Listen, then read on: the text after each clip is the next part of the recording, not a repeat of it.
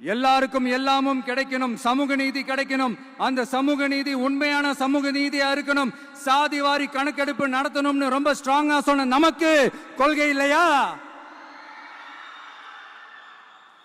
CAA அறிவிச்சதுக்கு அப்புறம் அப்ப நம்ம கட்சி ஆரம்பிக்கிறதுக்கு முன்னாடியே எதிர்த்த நமக்கு கொள்கை இல்லையா? வகுப்பு சட்டத்தை எதிர்த்து உச்ச நீதிமன்றத்துக்கு முதல்ல போன நமக்கு கொள்கை இல்லையா? நீட்ட வந்தா ஒழிச்சிருவேன், நீட்ட வந்தா அழிச்சிருவேன், ஆட்சிக்கு வந்தவனே ரத்து செய்யறது நீட்ட தான், அப்படி இப்படின்னு கதையெல்லாம் விடாம கல்விய மாநில பட்டியல சேர்க்கணும்னு சொன்னதோட மட்டும் இல்லாம அதுக்கு ஒரு இடைக்கால தீர்வை சொன்ன நமக்கு கொள்கை இல்லையா? சமத்துவம் சம வாய்ப்புன்னு ரொம்ப ஸ்ட்ராங்கா சொன்ன நமக்கு கொள்கை இல்லையா?